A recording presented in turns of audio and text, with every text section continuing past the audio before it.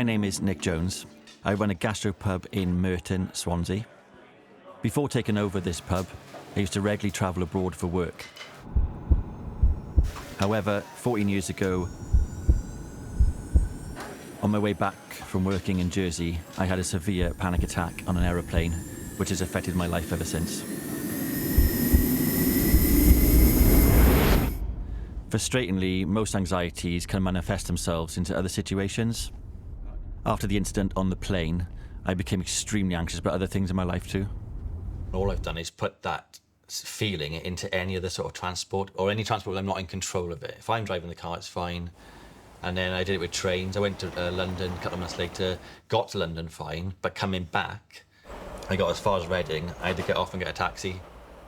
If I'm going to go 20 minutes in a taxi, I tell the driver that I have this phobia. They'll turn to you and say, I get that quite often. I get a few people say that to me every week, and you go, so I'm just all right then. It's normal. This isn't, you feel an idiot saying it at first, but then, like anything with these issues, as soon as you tell somebody, how often most people either go, oh, I've got that, or they know of it, or they've got a different version of it, or they've got someone that they know who has it, and that helps you.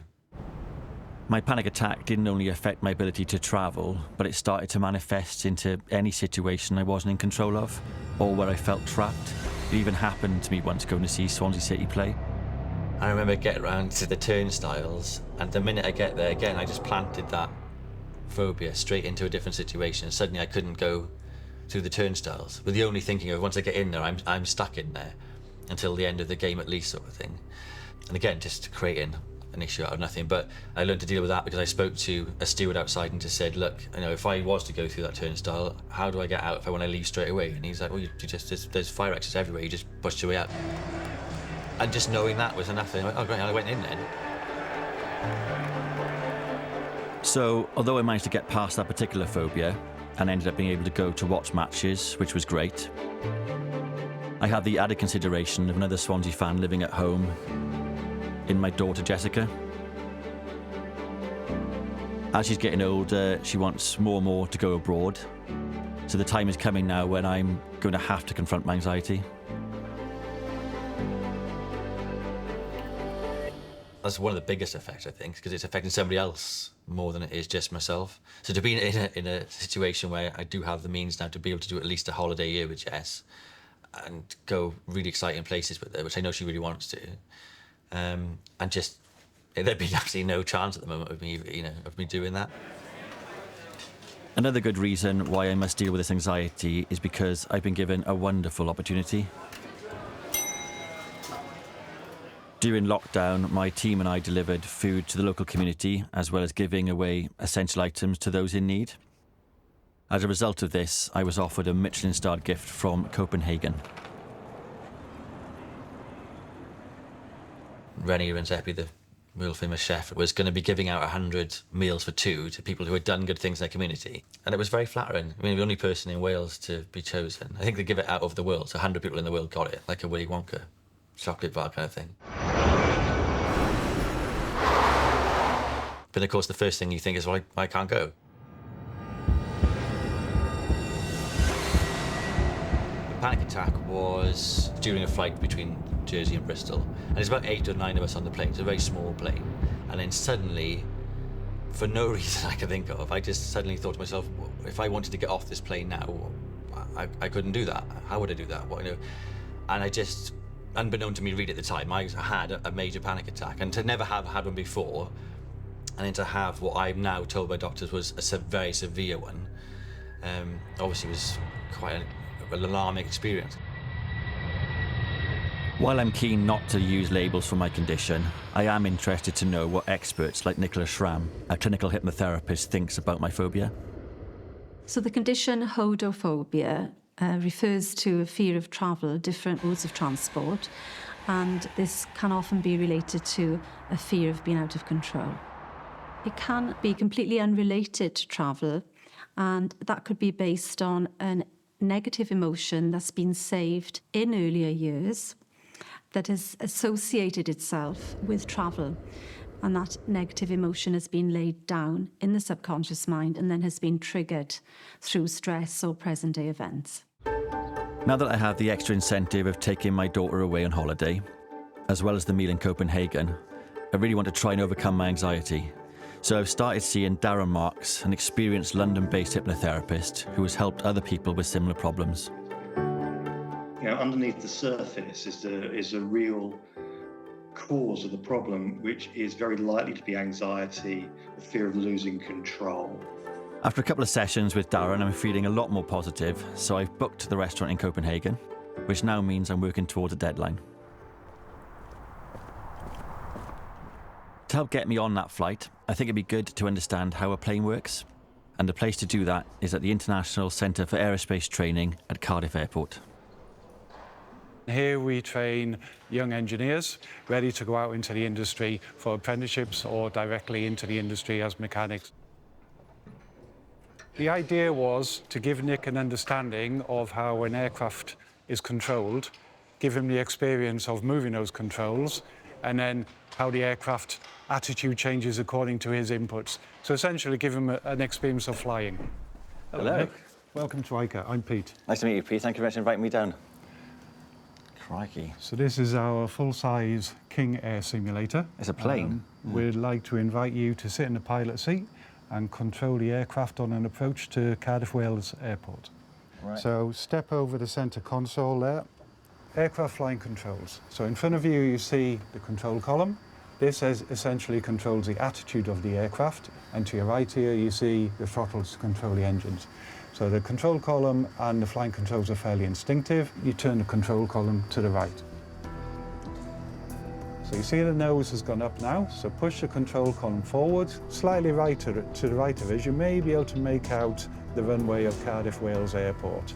That's it. It's quite sensitive. I know I won't be able to actually fly the plane, but at least this gives me a chance to experience what it is like being back on board again for the first time in a long time. And I just want to test how I feel in that environment. Now, I'm going to reduce the throttles, left wing down, pull back towards me. So that would be classed as a hard landing. But for the first landing, that was very good. I think the process so far has helped in many ways, not just to find situations like this where it might just reassure thoughts about how I can distract my subconscious mind from feeling anxious. That's one aspect of it, but I also feel that the process has helped me eliminate things that aren't a problem as well, because things that maybe I haven't tried before, I haven't thought of. So sort of narrowing down the cause and effect of the anxiety so that it helps me obviously not get rid of it, but cope with it or find better ways to cope with it in the future so I can travel in all different shapes and forms without having to ever think or worry about it before, during or after. The simulator gave me a better understanding of how a plane is controlled, which I hope will help to alleviate my own fears of control in the future. I'm going to my local airport to try and fly a short distance on a small plane, similar to the one in which I flew last. I just feel that if I can do this, I'll be more prepared for the main flight. So being here at this airport brings back particular memories because the airport in Jersey is, fairly small. I think to try and go up in a small plane first has always felt to me the more logical step. I imagined that a lot easier. I always thought, like, going on the commercial thing, most people would argue that you just have to feel more space and more comfortable, and so you're not so claustrophobic. But the reality is in that situation is you're committing to something. I want to get out there, sit in a plane and see how it feels and just take it step by step, but, give it my best shot. I am quite nervous about this, especially as it's bringing back memories of the last time I flew. Good afternoon. Hello, Nick. Like to come aboard? Yep, hand on there, foot on there. There we go. How you feeling? Good to go? Well, we'll see.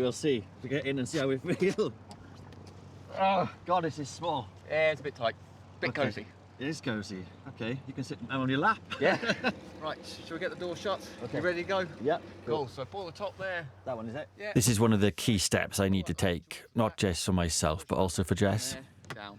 There we go. Okay. We're in. What we're going to do today is we're going to taxi out to the runway, see how you feel. We're going to take off. So when we get to about 300 feet on that dial there, So I'm going to slightly bank towards the left, and then we turn around until we're on the reciprocal heading to the runway.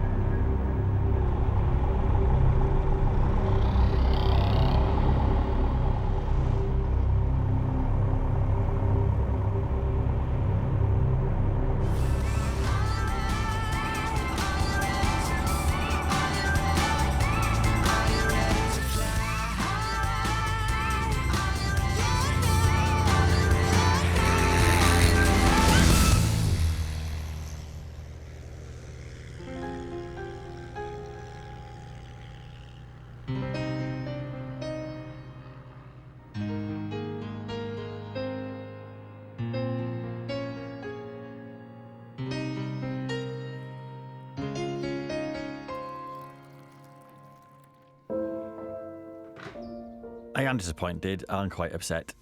I do feel a bit down, and I feel I've let Jessica down.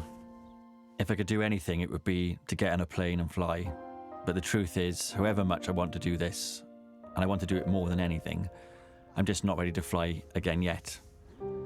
But I really do feel I came close, and I honestly think that with a couple more hypnotherapy sessions, a bit more time, I'll be able to take my daughter away, take up the offer of the meal in Copenhagen, and finally regain control of my life.